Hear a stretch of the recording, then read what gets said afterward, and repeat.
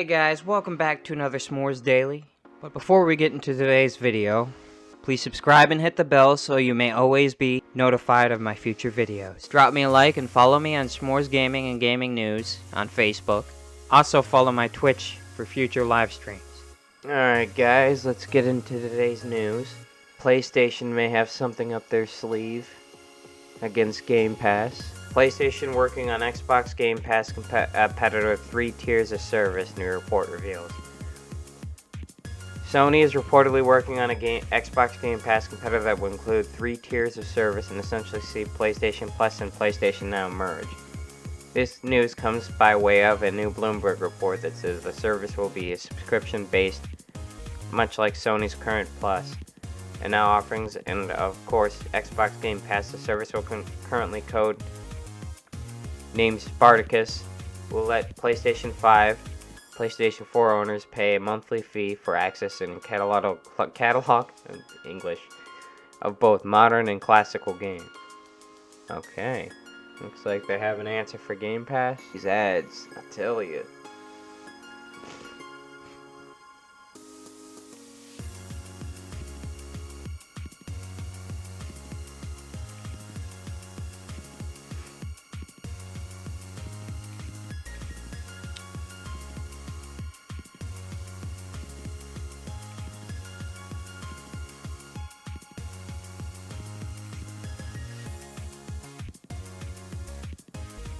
Jak and Daxter and Naughty Dog leads and other PlayStation devs reflect on the Precursor's legacy's 20th anniversary. I actually like this series. I can't wait for if they ever bring it back or revamp the older games. That would be great. I remember playing this when I was 5. Jak and Daxter, the Precursor's legacy, the Naughty Dog developer platformer that spawned 2 sequels and multiple spin-offs and is now 20 years old. And to celebrate the anniversary, Sony's rounded up some retrospective thoughts from the Naughty Dog devs and other PlayStation studio leads. Hitting PlayStation 2 on December 3rd, 2001. I was like 7 back then. Yeah, it was about the time when I remember playing it. Legacy is officially 20 years old, as noted by Sony Interactive Entertainment. Content Communications Manager Tim Turi, I hopefully got that right, who wrote today's PlayStation blog post. It marks as an interesting point for Naughty Dog today. Naughty Dog is best known for Uncharted and The Last of Us, but before those two franchises, their bread and butter was Jak and Daxter, the series studio developer after its bout of Crash Bandicoot games. I remember playing this when I was 7. They should remaster these.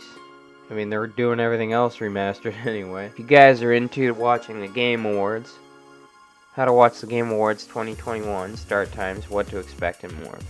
After taking place last year in an empty studio, the Game Awards 2021 will once again commence in front of a live crowd. Hosted by Jeff Keighley, the annual celebration of the gaming industry will emanate from the Microsoft Theater in Los Angeles, bringing with it awards for the past year's slate of games and announcements for what's to come next year.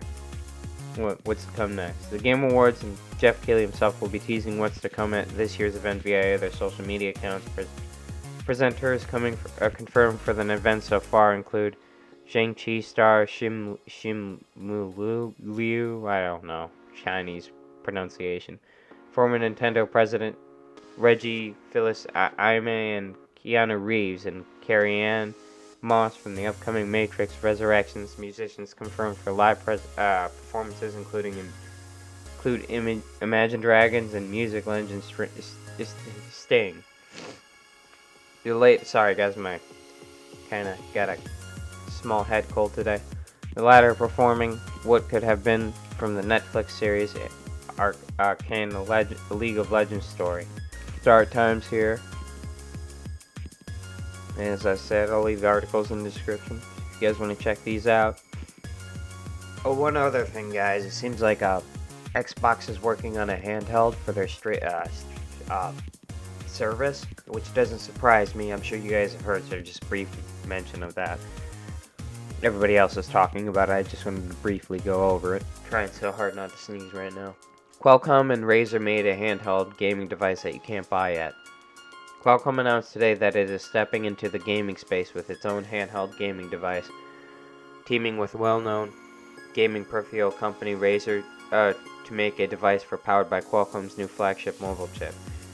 The Razer Snapdragon G3X Gen 1 developer kit, Jesus, that's a mouthful, is an Android OS-based handheld gaming device that runs all Android games and streams games on the cloud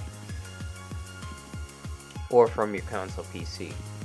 Important to note, however, it is a Razer Snapdragon G3X is not a consumer product available for purchase, but rather a dev kit that developers can request starting today. However, a consumer version may be released at a later date. Oh my god, that is a mouthful. Qualcomm notes that the creation of the device with the goal of inspiring developers and manufacturers to expand their current footing in mobile gaming. This comes as no surprise, as the mobile gaming market has grown in popularity in recent years.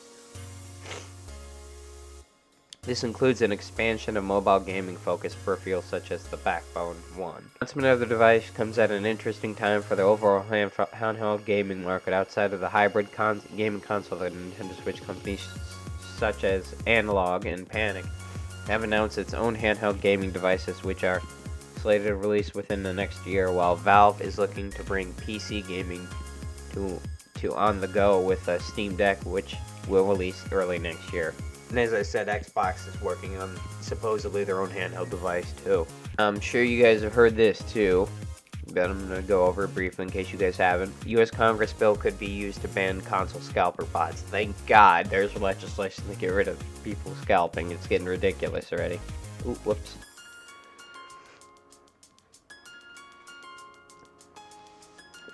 A group of Democratic lawmakers have reintroduced a bill aimed at stopping scalpers and bots they use from hoarding hot ticket items like this holiday season and beyond. PC Mag reports. Dubbed the Stopping Grinch Bots Act. Oh, and I had to bring the Grinch into this. It's funny. He's reintroduced on November 29th by Representative... I don't even care who...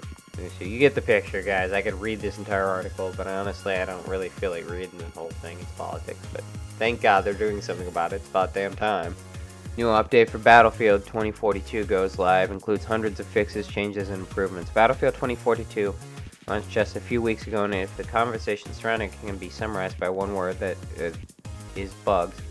Game Informer's own reviewer said 2042 is an otherwise solid online shooter bogged down by an abundance of bugs, and that's a sentiment echoed across the entire Battlefield discourse. To EA and DICE's credit, though, the team behind the game has been open about things it needs to fix.